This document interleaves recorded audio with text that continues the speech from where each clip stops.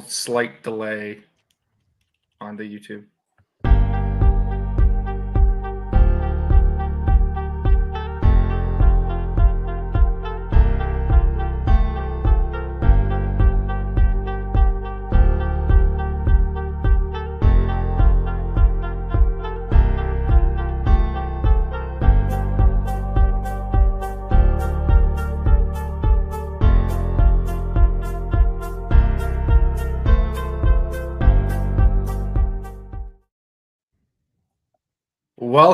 Welcome to this very special edition of the 3 Down Nation podcast. I'm, of course, JC Abbott. I'm joined today by two draftniks, John Hodge and Ben Grant, for our final mock draft for the 2024 CFL Draft, live and in person. Gentlemen, are you excited for the selection party to get underway on Tuesday? I mean, I can't wait. I'm super excited. I will say I might give a final 3.0 mock draft stab on draft day with predictions as to how the picks will actually unfold. But in the meantime, I'm excited to do this one because we've decided this mock draft will exclusively be the selections we feel teams should make. So this is not reporting. This is opinion. And I hope that it gives our audience of wonderful people on YouTube. By the way, please like this video, comment on it, share it. That will help us, whether in the live process or afterwards. And we're, garnering views after the fact. We'll also release this, of course, as a podcast for people who want to listen back. A chance to maybe get an idea of how things could go on Tuesday, or maybe who even knows, years after the fact, maybe we made a pick that a team should have made, or maybe we made a pick and we look back and go, oh, it's a good thing the actual experts do this because their pick aged better than ours. I'm just excited that it's finally here. It's over a month ago that we were all in Winnipeg at the Combine, and we've been looking at these prospects for months and months, really since the U Sports season ended in the fall. We've been going through some of this information, a little heavier probably lately, but it's here. It's finally a chance to see. I find it personally exciting to see how far off I am, and those occasional picks that I get right. There's always a couple, but then there's some where I'm like, what did I miss here? And I find that part of the process really exciting every year. We get into the nitty gritty of our picks. Let's zoom out a little bit. Ben, there's been a lot of talk about the quality of this draft class as opposed to the last couple of years. What are your overall impressions of the class, and what are these players going to bring to the table? It's really high. Like, the level is unquestionably higher than it's been the last few years. And I think we've probably all felt this a little bit, that when you looked at the draft last year, the draft the year before that, you sort of look to see, well, where does the list of starters stop? And it's been really early on in the last couple of drafts. And when you look at this crop, I see starters pretty clearly that will probably go well into the third round, where not necessarily day one. I'm not talking about day one starters. I don't think there are a ton of those guys. There are some, but in round 3, you were still drafting guys that are going to make tremendous impact. And really, with this class, if you don't, I think you've missed out. So you look at teams like the Toronto Argonauts, who have 3 picks in round 3. In some years, like in last year's draft, the year before that, you're kind of throwing darts a little bit. But in this year's class, all 3 of those players you should expect to be contributors. Well, and for those who maybe don't follow the draft stuff as closely as we do, that is partly due to, obviously, every draft is sometimes stronger, weaker than others. But with COVID, right, players were given extra eligibility in college, or they were given the opportunity to opt out of the CFL draft, at least for the U Sports players. And so what we've had here is kind of, a passing of the buck, so to speak, the last couple of years. There's been talent that's kind of been pushed back. And we're now at a point where a lot of that talent that was pushed back is finally hitting the draft, and there are fewer players opting out of this year's draft. So that's kind of what has it probably naturally would have been a bit of a bumper crop, but with COVID, we've kind of artificially made it even more of a bumper crop. So I fully agree with Ben. There are players in this year's draft who will go in round 3 who last year would have been first round picks. Like, that is how deep this year's draft is. And I think it's great, right? I've talked to a lot of talent evaluators, a lot of agents, a lot of players themselves. So they've said, look, this is going to be a group that really replenishes Canadian talent across the league. There are veteran Canadians in the CFL right now whose careers have probably artificially been lengthened a little bit just because there haven't been guys coming to camp to push them out. And I think it's really exciting, even with how many guys have gone to the NFL, how many are going to come into the CFL and make a strong impact right away. Yeah, the narrative that you hear from some scouts is that this might be the best draft in 20 years, if not ever. And I don't think that is much hyperbole, to be frank. There's a tremendous amount of talent here. Now, not all the talent that is available is going to be in the CFL right away. And you alluded to it, Hodge. There is a number of players in this class that we saw over the last 3 days get NFL opportunities. 4 players that are Canadian who are drafted into the NFL, another 4 who were signed to UDFA contracts, and a couple who are going to get opportunities in rookie minicamps. Without tipping how you're going to handle your selections, Hodge, what impact are those signings and draftees going to have on this particular class and how things go down the board? Well, I think the big one is Giovanni Manu, offensive lineman out of the University of British Columbia. He was somebody who, going into his pro day, I think was maybe a UDFA, maybe somebody who was looking at a round 6-7 grade in the NFL. He ended up getting picked in the 4th round, and the Detroit Lions actually traded up to get him.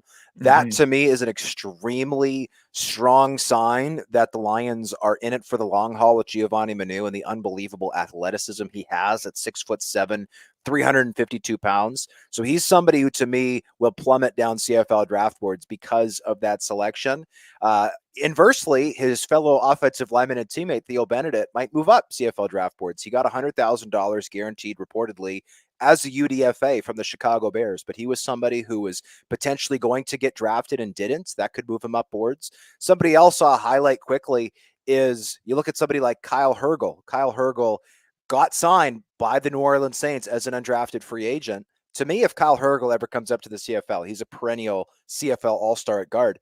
He did not get very much guaranteed money from the Saints. He got a small signing bonus, a little bit of salary guarantee. So he's somebody else who might move up draft boards. That we all knew that Isaiah Adams was going to get picked high. We knew that the 2 tight ends were going to get picked. They would fall on CFL draft boards. But to me, those offensive linemen had at least somewhat of a shift come as a result of the NFL draft.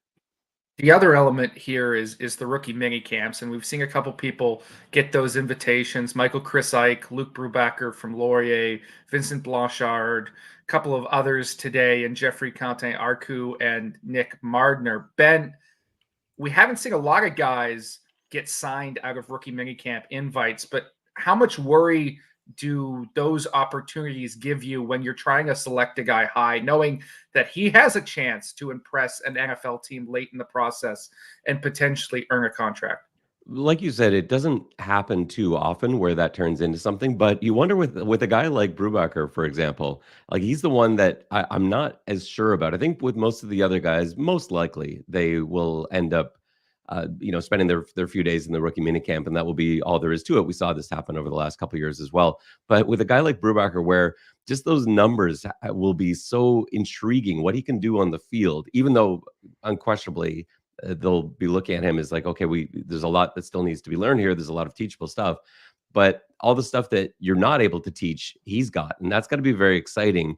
Would a guy like that stay around maybe a little bit longer? I think it's something worth thinking about. I don't think it would cause me to move guys too much on my draft board, but I think this year, especially because we've alluded to it already, this stronger draft class in the last couple of years, it hasn't really meant anything. There are guys with some really good numbers who could impress. And like Kyle Hergel, for example, he may be getting less money, but he's chosen a situation where he thinks he may be able to have an impact. And I think he might. He's an excellent pass blocker.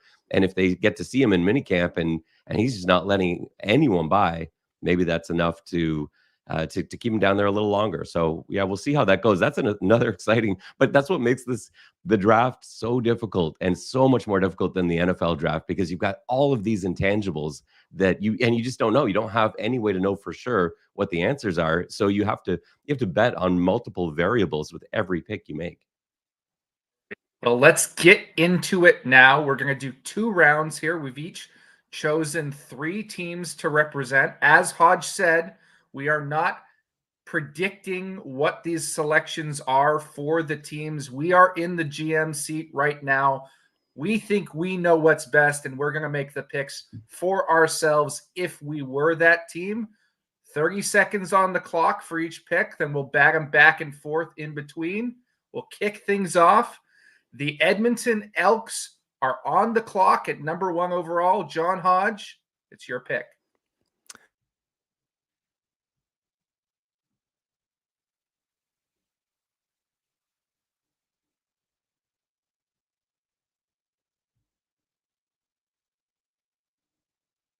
It appears that we're having a technical issue with John Hodge at the first overall selection.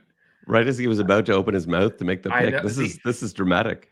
The anticipation is killing us. And I heard word, Ben, that there might be a Chris Jones impression coming with this selection. So maybe there was some funky business with the Wi-Fi. I mean, I wouldn't put it past Chris Jones to pull a few strings and have something like that happen. He's done stuff of that nature in the past. Hopefully we'll get Hodge back here in a second. Otherwise, we'll have to pivot a little bit.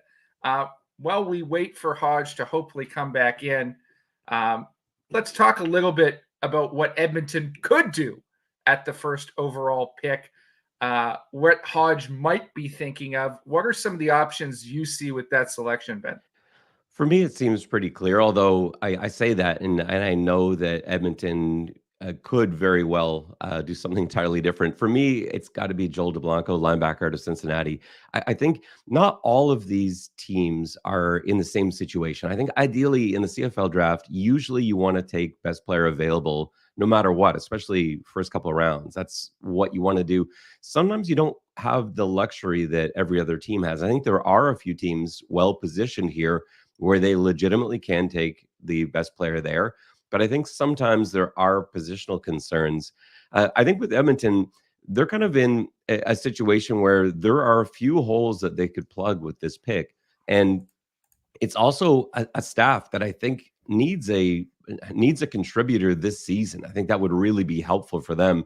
And so Joel DeBlanco, for me, is one of the most ready guys in this class. And so my guess is that's where Hodge is going to be going with this pick. But Hodge could surprise us just as Edmonton may surprise us on draft day. Well, we've got the man back in the seat. We wondered, Hodge, if there was maybe some funny business going on with Chris Jones trying to prevent an impression of himself live on the podcast. Can My you apologies. confirm or deny? I'm back. I can't confirm nor deny, my friends. But I did have a CFL staffer just text me saying, how the heck do you freeze on the first pick? My apologies. My internet, which has not gone out since I signed up for it 2 years ago, decided that while we're streaming live is the perfect time to go out. So my apologies. Hopefully it holds up now. But the pick is, in fact, linebacker Joel DeBlanco out of the University of Cincinnati. Joel was born in Aberdeen, Washington, qualified for Canadian citizenship through his father. There was initially some misreporting. His father was not born in Edmonton.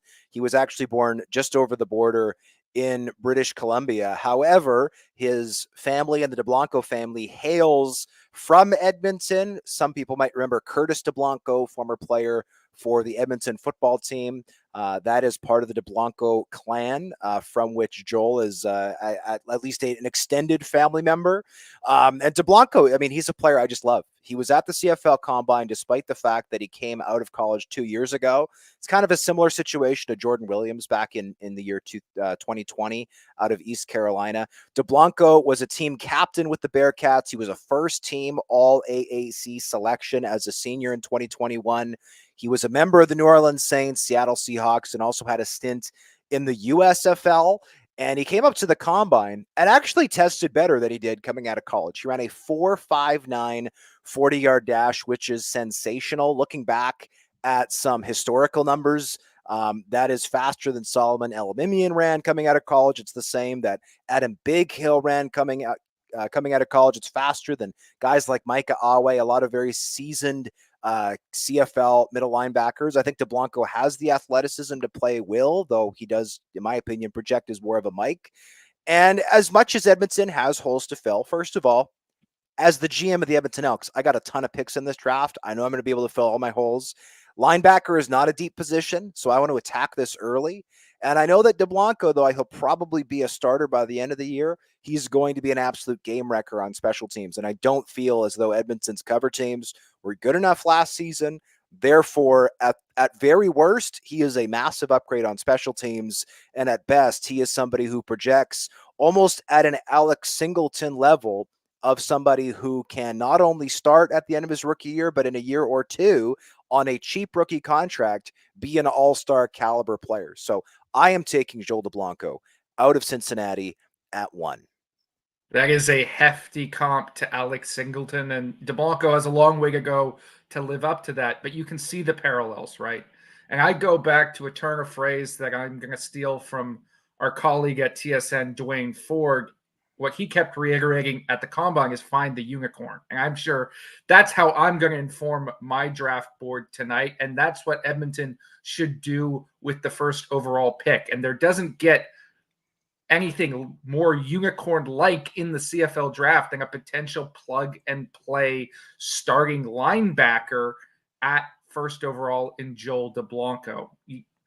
Edmonton doesn't necessarily need that position. They have competent starters. They obviously have Niles Morgan in the middle, but he's battled injuries throughout his career. They've got Tony Jones there as well, who's a competent starter. And they've added some pieces in the last few drafts at that position. But DeBlanco is better than all of them right now in my mind, and I think an excellent selection at first overall. Yeah, Now, I have to agree as well. And just something I wanted to add in on that. You alluded to this, Hodge, but the ability to see a prospect in a pro environment, you can't discount how important that is because it's such a jump. It's such a different. It's just not just in the level of football, but in the lifestyle, in that sort of the rigor of the pro schedule. And just as Qantas Stiggers got to go through that in the CFL, and I think that was really helpful for NFL teams to look up and see Joel DeBlanco, like how often is it that CFL talent evaluators get to actually look back on a season of professional football and how did they handle it? Look at preseason games in the NFL and use that in terms of their weighing of a player that they're drafting. So I thought that makes this just a lock because I think you really know this might be the only player in the draft where you absolutely know what this guy is as much as you can. Well, and you're getting him under contract right away, right? I think he's on the level of a lot of these UDFAs or even draft picks in the NFL. But of course, the added bonus is he's already been through the NFL process. You know you're going to get him under contract for camp. And if I'm Edmonton, I know that if we start the season poorly, I'm probably losing my job. And so if I want to save my job, I want an impact player right away who's in camp, no risk, high reward. And that's Joel DeBlanco. Speaking of teams that are under a lot of pressure to get picks right, up next at number 2 is the Ottawa Redblacks. Ben, you're handling their selections. Who you got? Yeah, this is a pretty easy one for me, just for the reasons you said. Like, let's get someone on the field right away. And there's a few guys in this draft where you can do that, and you know they're going to be there. For me, this pick is going to be Kevin Mittal out of Laval, 6-foot receiver, 229 pounds. I think what I love about him, he's going to answer or check a few boxes, I guess, for Ottawa. So first of all, he's a guy that I can see getting on the field very quickly. He's not going to need a lot of time to acclimate himself. He's got pro size, he's got pro speed, and I think teams probably felt this way about Mittal coming into the combine, but he just blew everybody away at the combine because when everyone saw him first weigh in, he weighed in 229, 6 feet. And everyone's thinking, well, that's really going to impact his speed numbers because usually at that size, you just don't have the movement ability. And so he then goes and benches 20 reps, and that sort of holds up with the size thing. But he just blew everyone away when he ran a 4.58. And nobody expected that from a receiver that size. And those are really special traits. And then you go back to look at the film with this data and sort of say, well, what does that mean now for Metal? Well, it means he can do a lot of stuff for your team. And Ottawa may have a need at that our receiver spot, sort of the inside slot to the trip side. He's a great blocker. He's a great route runner.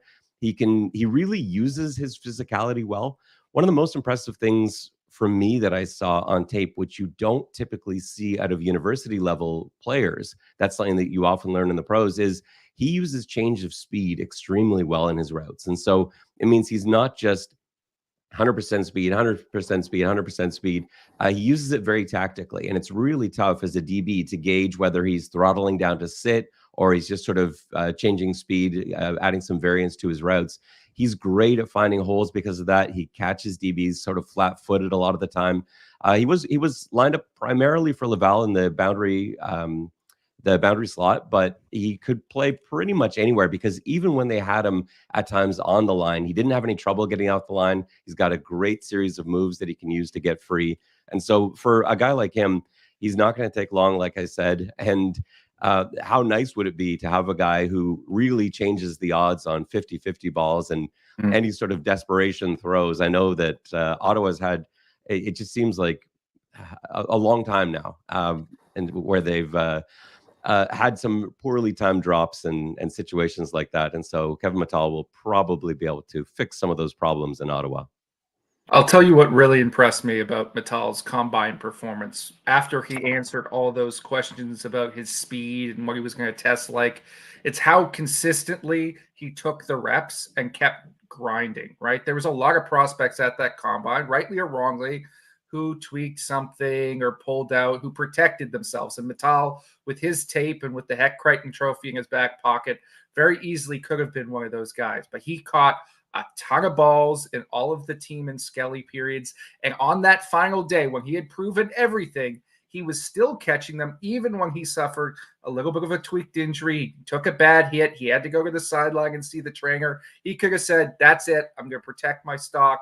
I'm all done. He came back in and probably caught 4 more passes after. This is a guy who's going to be competitive for you and can probably start over Keaton Brugling and Daniel Oladejo in day 1 for the Red Blacks.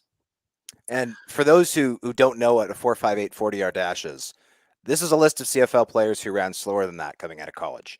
Austin Mack, Chad Owens, Eugene Lewis, Kenny Lawler, Keon Hatcher, Darrell Walker, Braylon Addison, Jake Winicky, Duke Williams, Adarius Bowman. Need I go on? Like, this guy is fast. There have been questions about his speed. He answered them. I don't want to hear any more questions about his speed.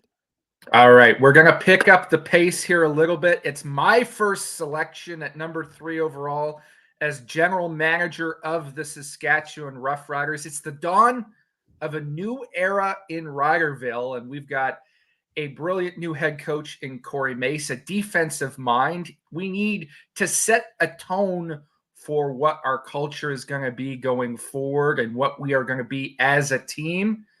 I don't see a lot of necessarily pressing needs for the Riders, so I'm going to go with somebody who I think has a lot of upside, and that is Memphis linebacker Jeffrey Kante-Arku.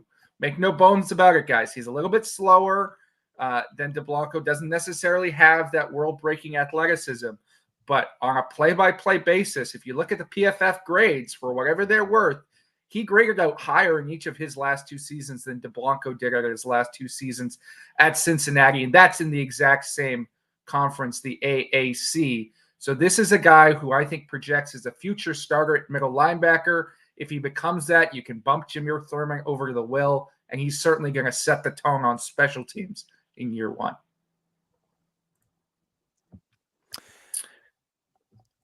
All right, at number 3 overall, Hodge, we're back to you with the Calgary Stampeders. Who's heading out to Cowtown?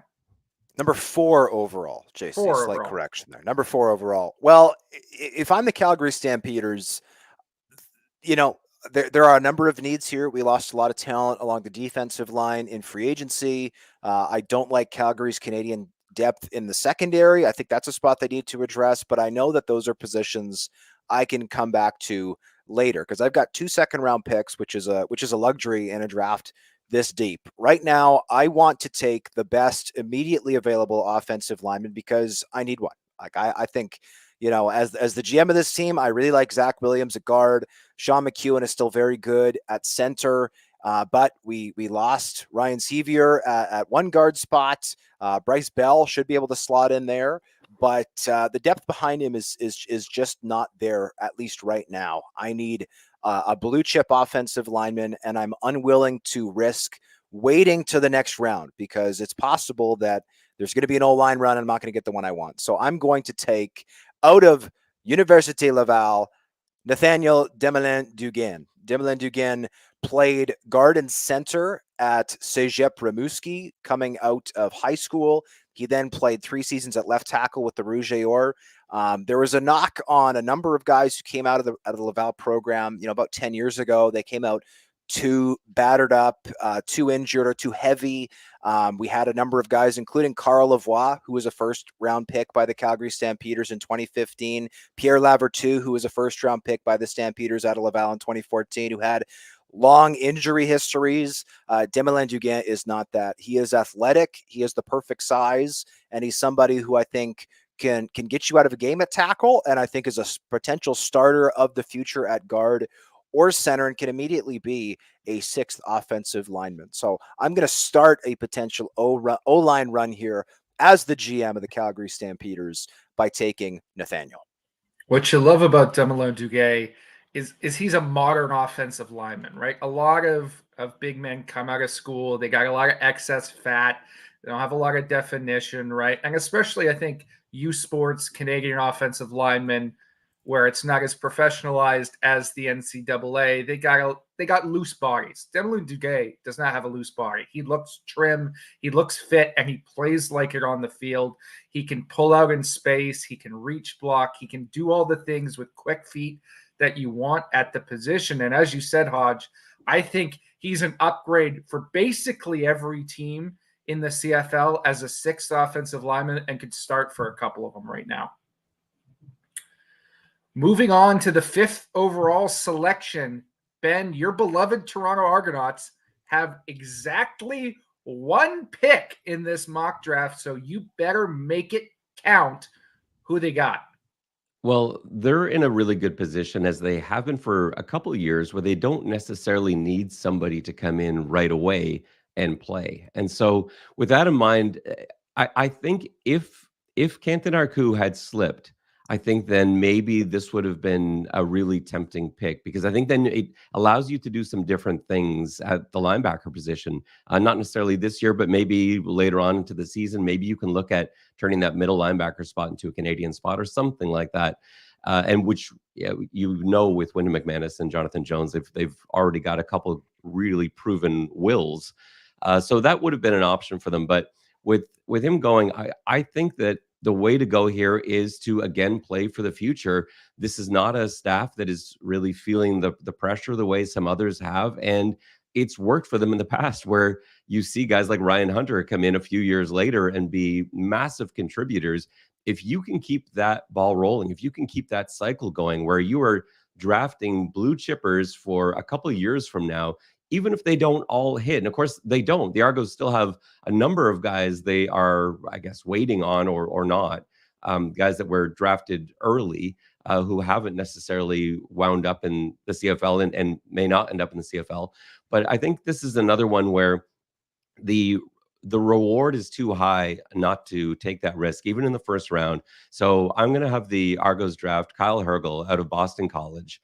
And to me, this is, if he gets to the CFL, and I think there's a pretty good chance he will, he is, I think, the best player in this draft. He had my highest film grade of everybody, and the only reason I didn't have him ranked 1 overall is I suspected he would spend some time in the NFL, and it looks like he probably will now, having signed as an undrafted free agent with the Saints. But like we said off the top, those aren't guaranteed things, and he could very well end up in the CFL and now in Toronto in the next year or two. And I think with you look at that Toronto O-line and the possibilities they've got, so many guys locked up long term, it just gives you so many options. No team ever comes out and says, you know what, we've just got too many good offensive linemen on this roster. It doesn't happen. You always need guys. And so for me, I know it's not as exciting a pick because they don't necessarily play right now. And of course, the Argos did that just last season with they finally got up to pick, and they picked someone who's still in Texas. But it's a play that they can afford to make. So yeah, he's an absolute blue chipper for me. He's a great pass blocker. If there's any knock on his game at all, it's in the run game, and that's less of a CFL concern. Just extremely balanced. He's an athlete out there. He's got that great upper body, lower body synergy. His hands are perfect. He can move. He can anchor really well too. For like 6'2", 315. He's not small, but there are bigger offensive linemen out there. Certainly, he doesn't seem to be susceptible to bull rushes the way that guys of that size sometimes are. He can just jam on the brakes, and you are not going to move him an inch. So I love him as a player. I do see him as a blue chip offensive lineman in this draft. So the Argos can afford to make that pick. I think they do. There is only one stat I'll add to your poetic waxing on Kyle Hargel, and that's in 1,774 career pass blocking snaps, he has allowed exactly 32 pressures. That is simply ridiculous. There's a reason they called him a program changer at Texas State. He is an exceptional player for the Argos to get potentially down the line. All right, moving on to 6th overall. I'm back on the clock with my hometown BC Lions. And let's be frank, boys, everyone knows where the biggest need is for this Lions team, right? It's clearly at offensive line, at that left guard spot where Andrew Pearson is more of a coach on the field, and David Neville has some limitations.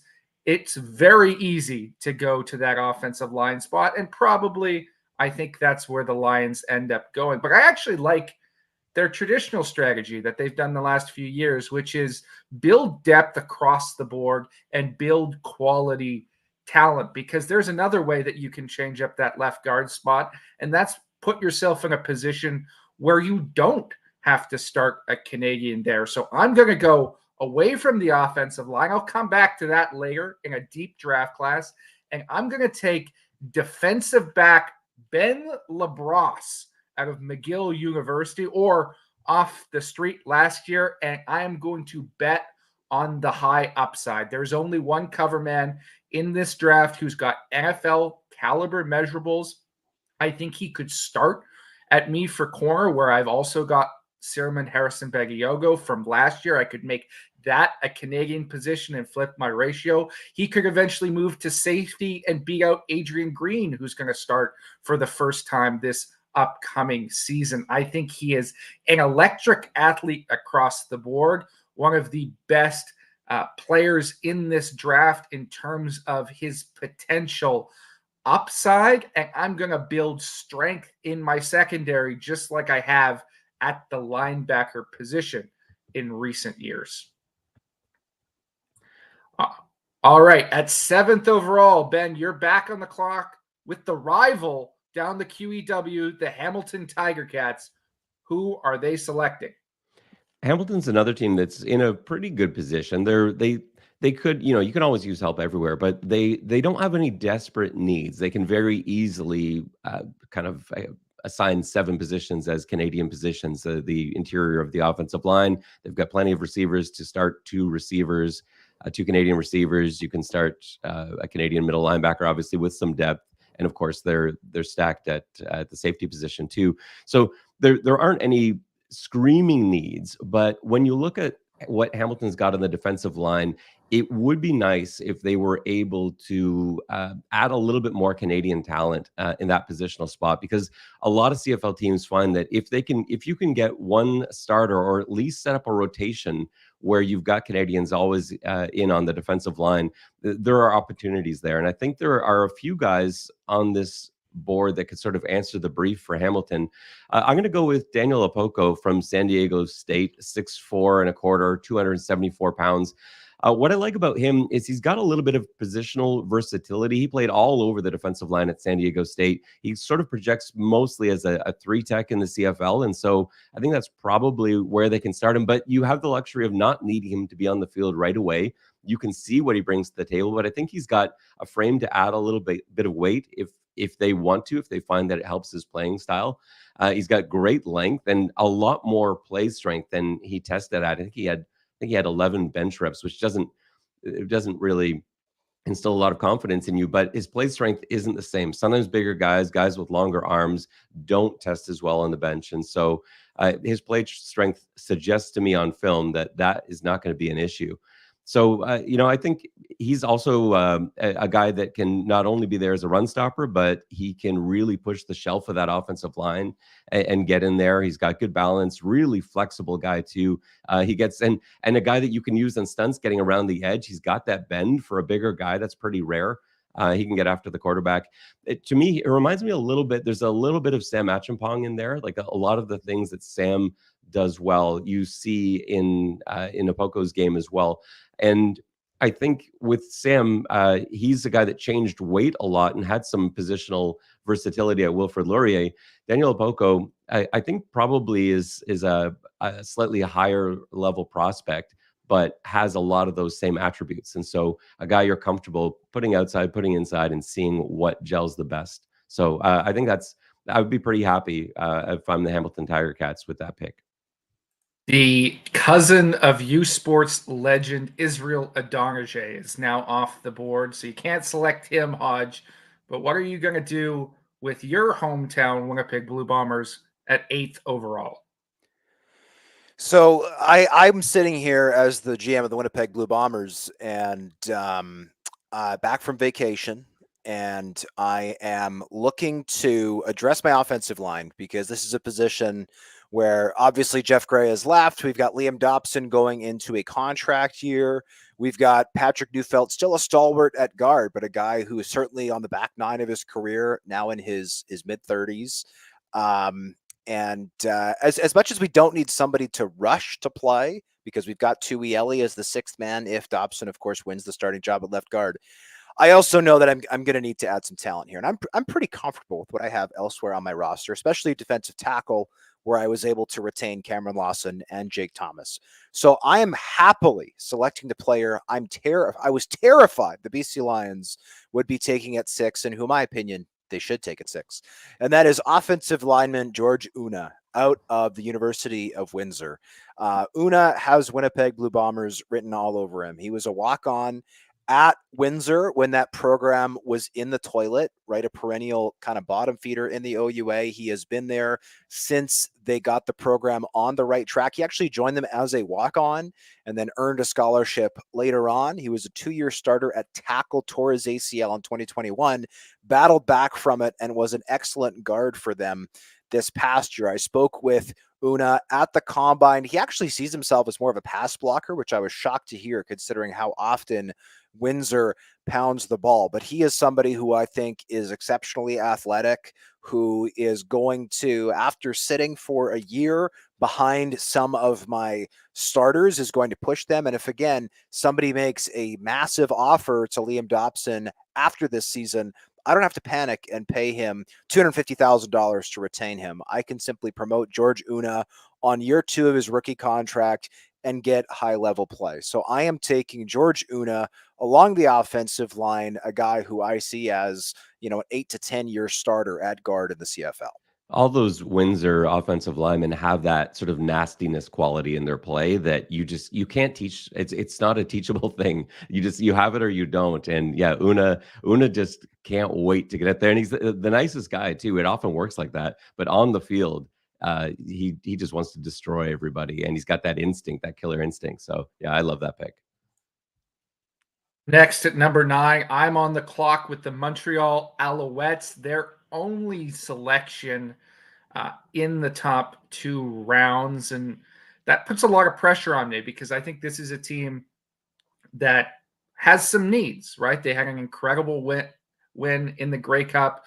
They exceeded expectations last year, but there's some holes on this roster and some some things that need to be shored up in terms of getting younger with their Canadian talent. And, I've got Luke Brubaker staring me in the face here as the most athletic player in this draft, but I can't take him because I so desperately need the next guy behind 38-year-old Christian Matt, knowing that Phil Gagnon and Jesse Gibbon and Theo Grant probably aren't those guys, right? I'd like to upgrade my depth on the offensive line. So I'm going to go with a player who I think fits the Alouettes style a little bit more than the other ones available. And I'm going to take Christy Nakanu, a Montreal native out of Washington State University. Hasn't played a ton in college, had a really good stretch as a starter for Southern Utah, but has bounced around. He can play all 5 spots for me. He's a competent snapper, even though that's the only position he's never started at in a college game, but he can play tackle if I need him to, like Landon Rice used to. He can slot in at start at guard. He's got really good feet, despite the fact that he doesn't have an ideal body type. And I've proven by starting Landon Rice before that I don't care about that as much as maybe other teams do. So I get a local prospect, bring him back home, and shore up my offensive line to end the first round. Back up to the top of the draft, your second selection for Edmonton, Hodge. You took Joel DeBlanco at number 1 overall. Where you go here? Well, I'm going to take somebody who I'm frankly shocked to still see on the board. As Chris Jones, I covet length, I covet athleticism, I covet explosive testing. And so to me, this pick comes down to 2 individuals, Luke Brubaker, who we've talked about a little bit at defensive end, and Nick Mardner, receiver out of Auburn by way of Hawaii and Cincinnati. To me, as the Elks GM, I'm pretty happy with my Canadian depth at defensive end. That's a position that Edmonton is really invested in, with guys like Noah Curtis, kind of in more of an interior exterior guy, but Noah Curtis rushes off the edge, Jacob Plamondon and Luke Burton-Cron interior. They got Cole Nelson, right? We got a ton of Canadians. Sam Acheampong.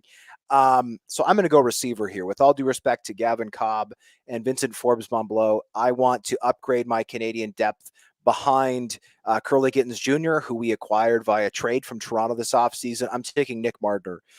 Mardner did not produce very much the last couple of seasons. He transferred to Cincinnati in 22, played at Auburn in 23, only made a handful of catches, but he is also a guy who made almost 1,000 yards in 2021, his final year at Hawaii, where he was named a Mountain West honorable mention, was a finalist for the John Cornish Trophy as the top Canadian player in the NCAA. 6'6", 208 pounds. You cannot teach that type of size. He's got a tremendous wingspan.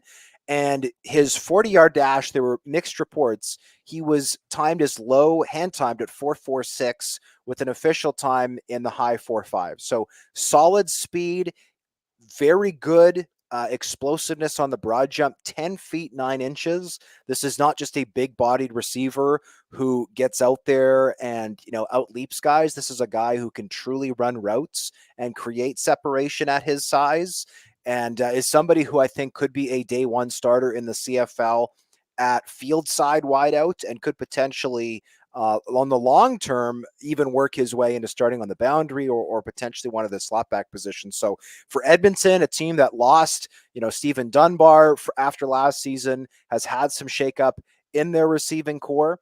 To me, he is not just an excellent Canadian depth piece, but he's somebody who can compete to start right away. Yeah, I think he could be a day 1 starter for Edmonton, because Curly Gittens Jr.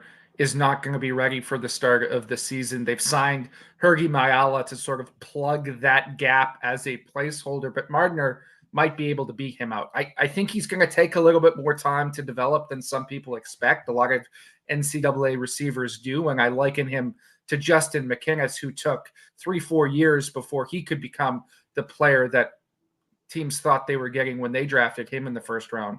But a very, very solid selection there. Edmonton is back on the clock with the second pick in the second round. You took Kevin Mattal at number 2. Who is going at number 11, Ben?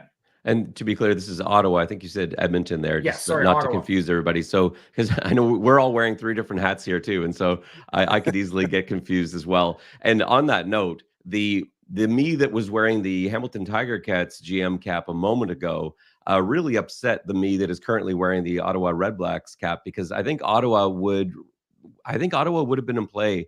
My version of Ottawa would have been in play for Daniel Opoku here, because I think I would love to get a Canadian behind Cleon Lang, who can not only learn the ropes from a guy like that, but be the future in terms of an inside pass rusher in that 3-tech spot. And so when he goes off the board, I think Ottawa probably has to change tack a little bit.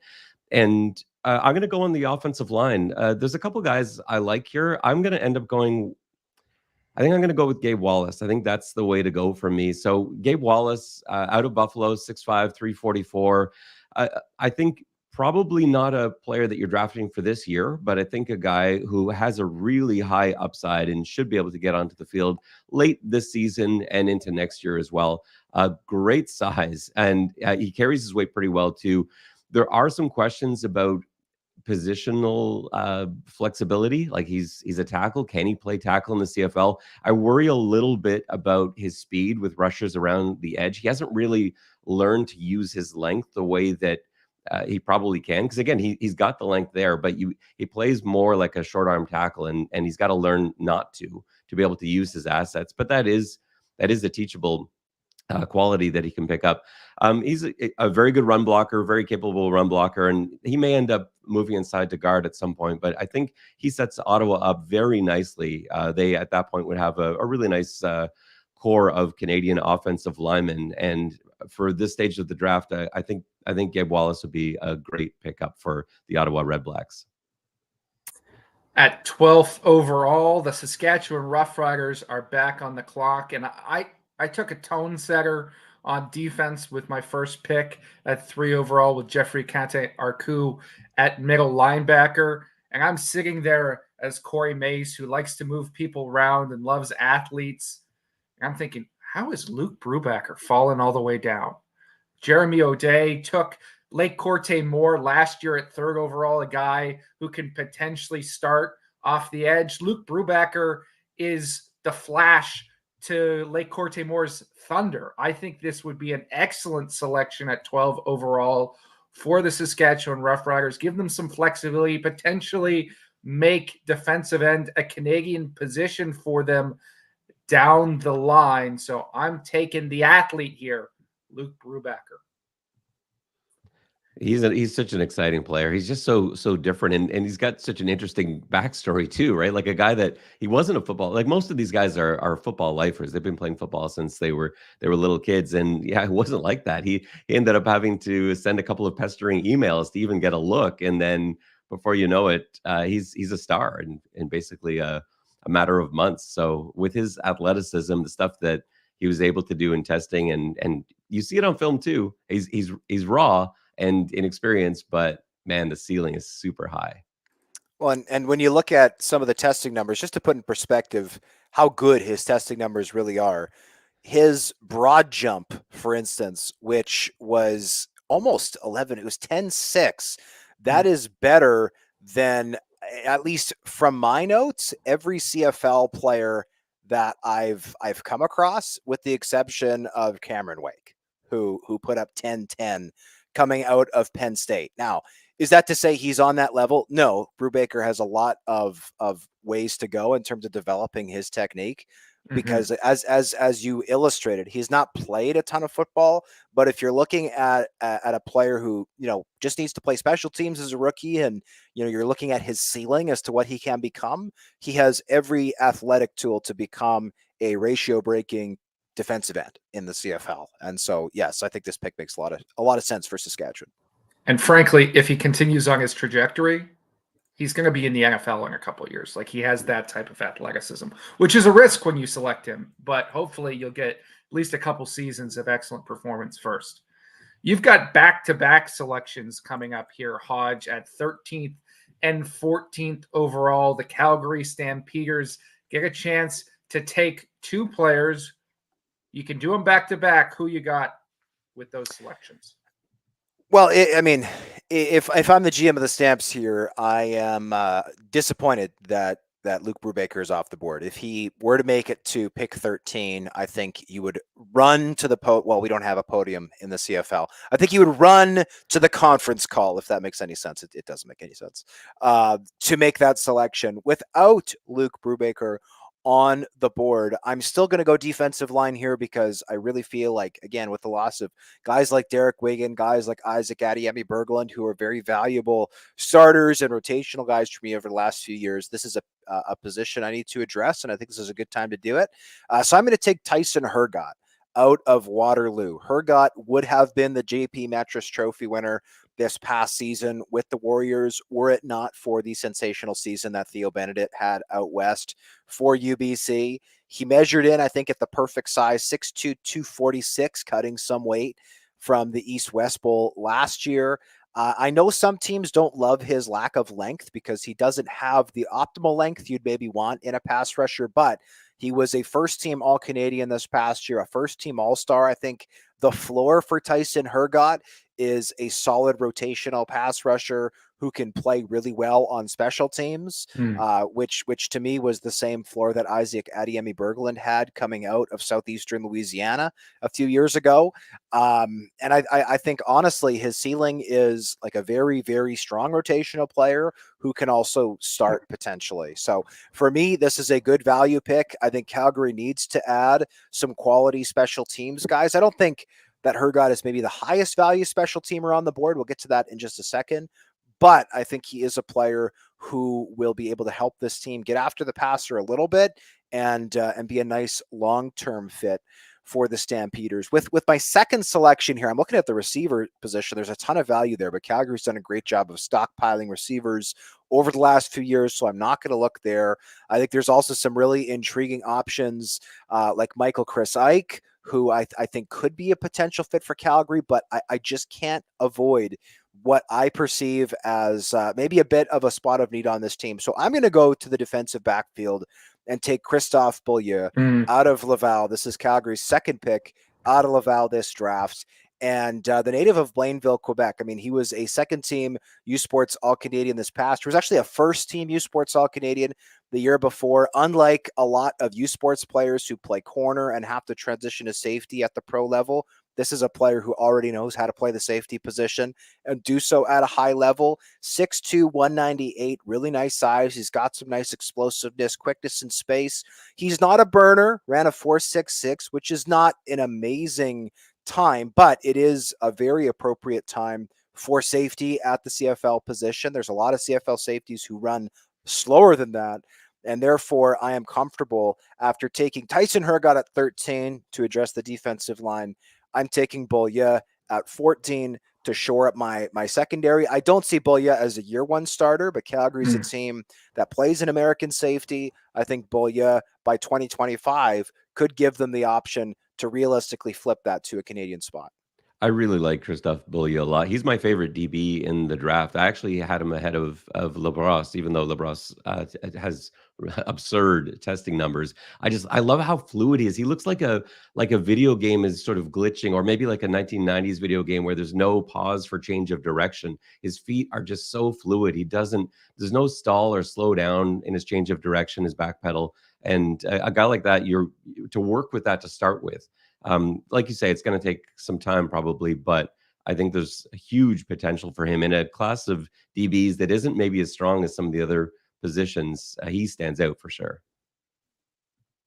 Next at 15th overall, it's the BC Lions. And let's be frank, gentlemen, I've painted myself into a bit of a corner here as the general manager of the BC Lions. Let this be a warning to you, Neil McAvoy, because I didn't go with offensive line in the first round. I took a shot on the best athlete in Ben Labrosse because I didn't expect Ottawa to be in the offensive line market this high in the draft. And all of a sudden, GM Ben comes up here and takes a BC kid, no less, and rubs it in my face, and Gabe Wallace, who I was hoping would drop all the way to 15. I thought he would have been an excellent BC Lion with the style of run game we're potentially going to have with William Stanback. But I got to take a lineman. I can't really take a futures because I need a guy for depth anyway. I'm going to reach here. He's not where I would take him, but to ensure I get that big body, I'm going to go with John Basse out of the University of Calgary. Another massive man. Maybe doesn't have that road grading ability yet, but I'm going to teach it into him, and I'm going to trust the traits, because what John Basse has that nobody else does is 36.5-inch arms. Those are absolutely freakish, even by NFL standards. He's played a lot of tackle at Calgary. That's not where I see him at the next level, but he could get you out of a game simply because he can reach far enough to push the rusher past the QB. We're going to teach him how to effectively use that length inside and hopefully develop him to be a replacement for David Neville or whichever American is vying to start at that left guard position. I like that pick. And like you say, it's not maybe plug and play right away, but you can't teach 36-inch arms. And I love what I saw from him at the combine in terms of his leadership too. Just kind of watching these guys as they're huddling around and discussions are happening between reps. Loved what I saw from him. It just seemed positive and very coachable. And so you're getting, I think, a pretty good quality player to work with in BC if that is their pick, even if it is maybe a bit of a consensus reach. I think this is a bit of a reach, in my personal opinion. But when JC and I spoke with Basse at the combine, JC was asking about his arm length, and I asked him, John, can you tie your shoes standing up? And that got a really big laugh. So I appreciated his sense of humor on my stupid question. And I do think he has a very high ceiling, though. If I'm BC again, I don't think that you can afford to wait on an offensive lineman, and that's why, again, I think they should take an O-lineman in one, but I'm not their GM, so I'll keep my mouth zipped for now. 16th overall, the Ticats are back on the clock. They got Daniel Ekpoko at 7th overall. Who are they taking here? There's so many great options, and there's no emergency position of need here for the Ticats. They can go a couple of different directions here. You could go receiver, you could go linebacker, you could maybe go Sam, which would give them some possibilities, maybe making that a Canadian spot down the road too.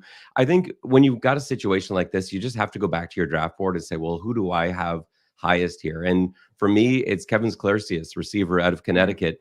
And it's not a glaring need for Hamilton, but it's a player that they could certainly use and will be able to come in right away and contribute on special teams. He's the best special teams player I saw in this entire draft class. He just a guy that loves playing special teams and loves doing the jobs that no one else wants to do, because you see it in the receiver play too. So not only is he a special teams stud and a terrific special teams blocker, just takes guys like right out of the play kind of special teams blockers. He'll track guys all the way down the field, and his guy, you don't even have to worry about now. He's not gonna factor in.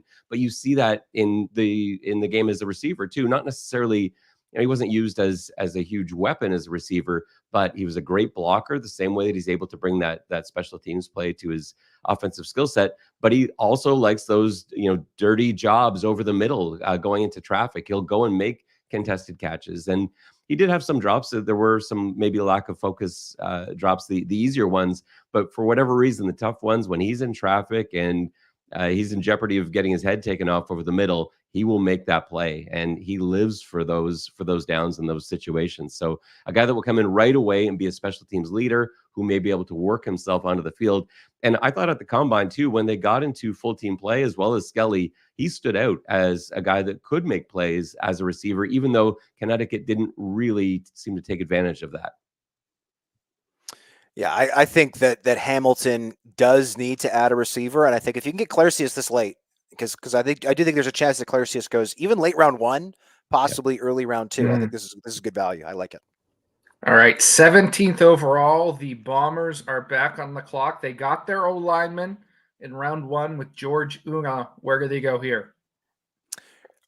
Well, I think there's lots of options, and Winnipeg is in an interesting spot because they have what is essentially a free pick coming up at 20 by virtue of the CFL's rule, where the teams with the 2 most snaps played by Canadian players got extra selections at the end of the second round. And not only that, but these are not the territorial exemptions that we had from the past, where you had to take a player from your pre-approved region. You are now able to use those picks anywhere. BC has an extra pick at 9th. Winnipeg as an extra pick at 20. And I will point out that they were the two of the best 3 teams of the CFL this past year. So anybody who wants to sit here and talk about Canadians not being good enough or Canadian talent being being not important, they can go fly a kite for all I care, because obviously the teams that played the most Canadians were 2 of the top 3 teams. So obviously playing Canadians is not a bad idea. And with Winnipeg, again, being in that situation with an extra pick, while JC's dog is barking on our live show here, at 17, he doesn't like the Bombers. Apparently he doesn't like the Bombers. Well, you're not going to like this pick either, JC, because I am taking Theo Benedict out of the University of British Columbia. The Bombers don't need another now player at this spot. I do want to take a now player at 20, but I also know that Edmonton is coming up at 18. I know BC's coming up at 19.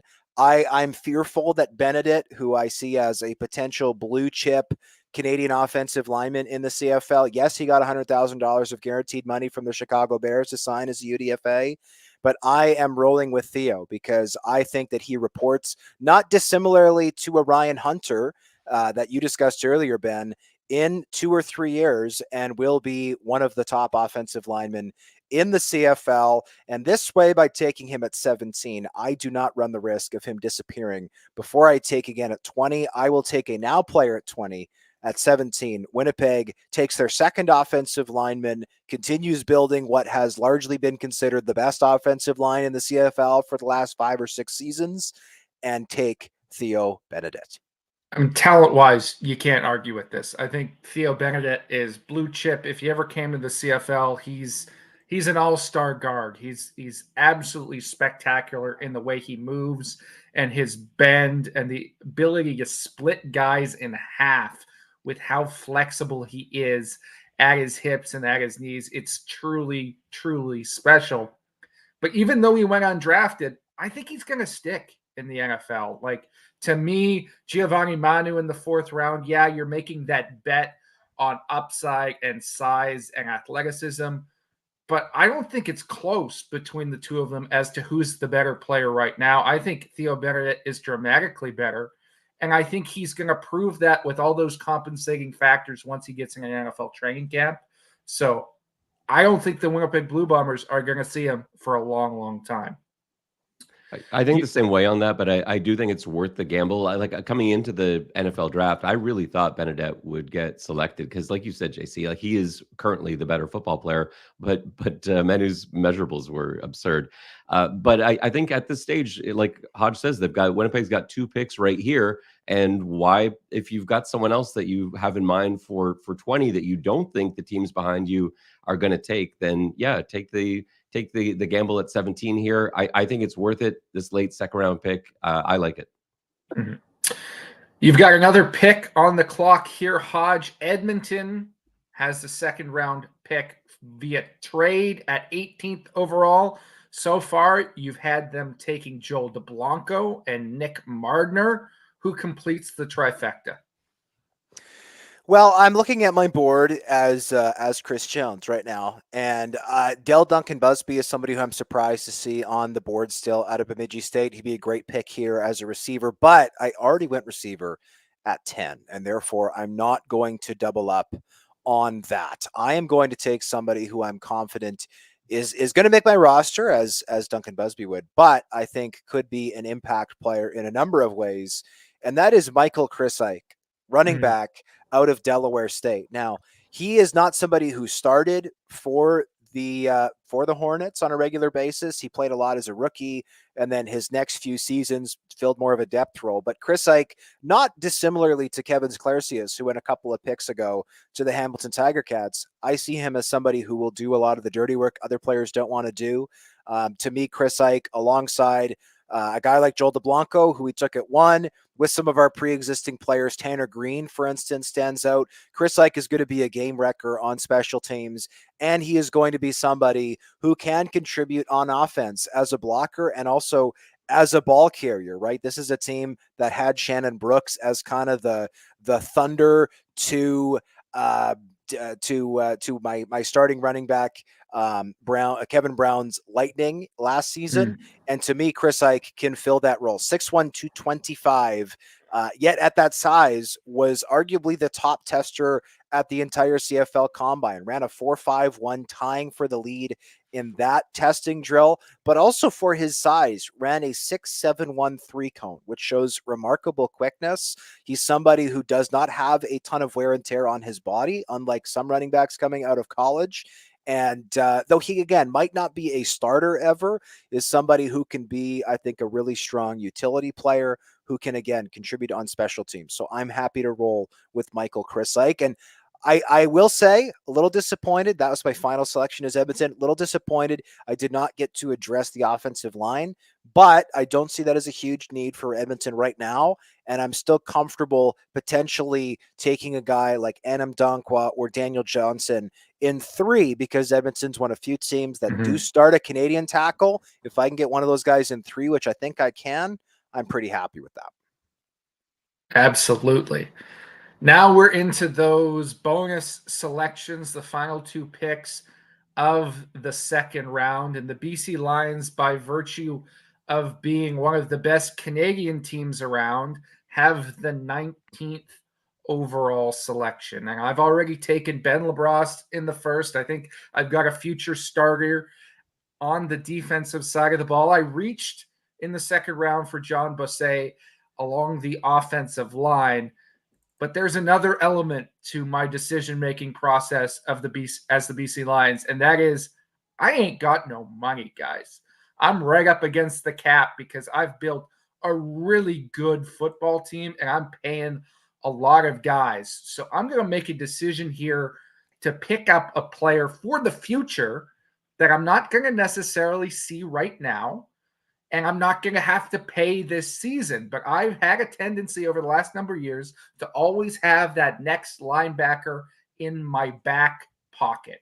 Right now, I've got Ben Haladic in that starting role. I've drafted Ryder Varga, who I waited a year for happily, and he's going to be that next starter once Haladic moves on to cash in with another team. And I want a guy to plug in right behind Ryder Varga. And there's a first-round talent in my mind, still on the board because he's got a torn ACL from the Hardy Cup playoff, and that is Saskatchewan linebacker Nick Weeb. I love those Saskatchewan guys with the BC Lions. I've drafted a ton of them successfully, and this will be the next one because in 3-4 years, he could be my starting middle linebacker as this process plays out.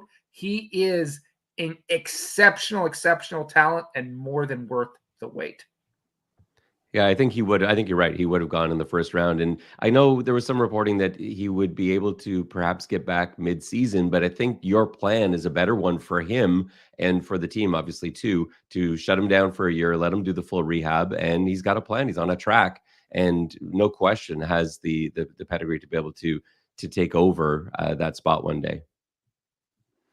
At 20th overall, the final pick in our live mock draft, the Winnipeg Blue Bombers are back on the clock. Their full draft, they took George Una at 8th overall, and then they went back to the offensive line and took a futures pick on Theo Benedict at 17th. What wraps up their selections for you, Hodge?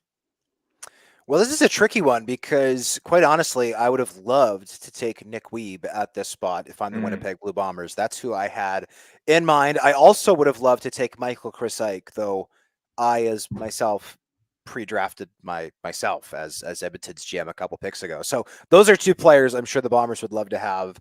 I do perceive linebacker as a need for Winnipeg with the retirement of Jesse Briggs. I think somebody like Daniel Bell in round 3 could be a really good pick. I think Malik Straker could be a good pick. But I'm going to take somebody who I think is just a really good player who should be taken here. And I'm happy to get them, especially again, with being able to draft a linebacker, a fullback a little bit later. I'm taking Duncan Busby. Is this Winnipeg's biggest area of need? No, but I think at 20th overall, this is a great spot for him. He was an absolute freak at Bemidji State. And I think that there's some questions, right, about, well, he put up almost 3,000 yards and almost 30 touchdowns, but this wasn't necessarily the highest level of competition. Well, I think he answered that in spades at the combine in Winnipeg. He ran a 4.56 at 6'1", 207. I think he is going to be able to create separation at the pro level. To me, he's somebody who the Bombers can bring along slowly. Let's not forget Winnipeg behind starters, Nick Dembski and Drew Latarski, both of whom, I think still have a few good years left in them, but aren't exactly on the front nine of their careers. They are more veteran players. Busby cannot be thrust into action too early, could potentially even start the year on PR if you need him to. I think the Bombers really like Jeremy Murphy, who they took last year out of Concordia, but they did lose Brendan O'Leary-Orange in free agency. And if you're going to start 3 Canadian receivers, you need to dress at least 2. You could really dress 4.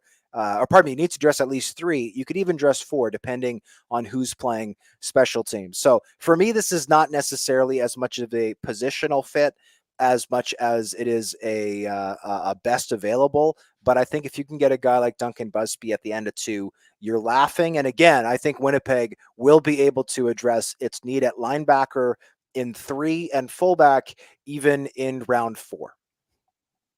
Some of the guys that are still on the board after 2 rounds, you're talking about, tight end long snappers like Brad Haladic.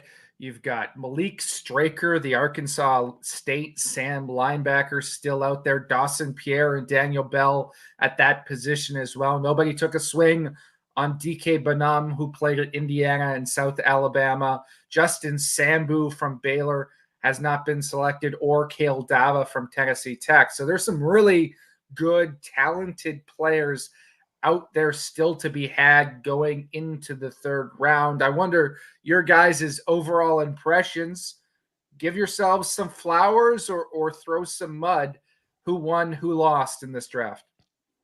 It's pretty tough to evaluate that right away because we are only 2 rounds, and like the Toronto Argonauts had 1 pick in that time, and he may not even ever end up in Canada. But I think generally what we saw, for the most part, I think things went the way we probably thought they were. It helps when you are also 2 other GMs, but sometimes even in this scenario, you will have a plan and that goes south. Like you said, JC, with the BC Lions having to really reach for an offensive lineman. I think that probably takes down BC's draft grade, and that kind of stuff can happen on draft night. But I think my biggest takeaway from this is more the other side of this, which is just how many quality players are still left. Like you just named a bunch of them, and we didn't even get to guys like Daniel Johnson too. There's about 15, 20 guys that you look at, and I don't think I would have been surprised if any of them had been taken in the 2nd round. And so I think that speaks to the talent, which is how we led off this segment. I don't know if I have a winner of this draft per se, but I think most teams would be pretty happy with their haul. I agree with that. And I mean, we've got guys like Justin Sambu out of Baylor, a multiple year starter at Purdue, and Daniel Johnson, who's still on the board. There's a lot of talent to be had. Still, Malik Straker probably would have been a 1st round pick in last year's draft. He's still on the board out of Arkansas State. No, he didn't test great at his pro day, but he is somebody who had unbelievable production for the Red Wolves, and I think is somebody who could be a very good CFL player. So it speaks volumes. I will echo that about the depth of this class. Some very, very talented players still left. I do think that Kyle Hergel is a huge linchpin in hindsight where he goes. Again, I think he will go higher than maybe we originally thought post NFL draft. And I think that's reflected well here with Ben taking him as the GM of the Toronto Argonauts at 5th overall. If he falls later, I think BC is a great option at 6. I think Winnipeg is a great option at 8. I will also say the Jeremy O'Day, I do think, is maybe more of a conservative GM, a little bit less a little more risk averse than some others. I think he could be on the table for Saskatchewan at 3. I don't think Saskatchewan needs an offensive lineman for this year, but I do think that long term they could use somebody to upgrade that unit beyond 2024, and Hergel could be the perfect guy. So watch for him. Ben LaBrosse, I think, is another one to watch. He went 6th in this. I think LaBrosse could go higher, somebody who has elite measurables, but I also think he could fall depending on where teams fit kind of their positional needs. So I like the way that this looks. Personally, the only pick that stands out to me, maybe as being a bit of a reach, is John Bossé to the BC Lions at 15. That was one of JC's picks.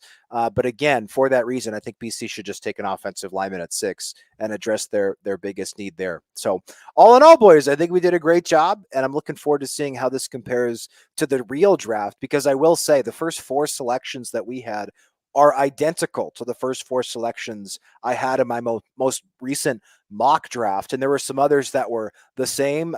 Daniel Opoko at 7 was the same. Christy Nikanu was the same at 9. So it's interesting that our opinion seems to be lining up well with my predictions for Tuesday. But again, that's why we got to watch the real draft, because there's going to be at least one surprise somewhere along the way, be it a good surprise, be it a bad surprise. I'm looking forward to seeing what it is.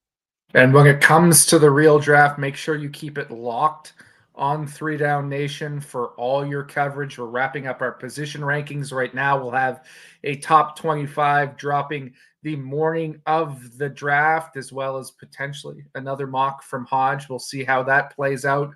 But all throughout, you'll have instant live written analysis from John Hodge, who does such a good job with that stuff. And then Ben and I will be live here on YouTube just like this for all 8 rounds. Every single guy selected will get their flowers and get acknowledged, and you'll get to hear all the value that the 8th rounders are going to bring to your team next season straight from the horse's mouth. So make sure you tune in starting at 8 p.m. Eastern time on Tuesday, April 30th. With that, we're signing off, and hope to see you guys all on draft day.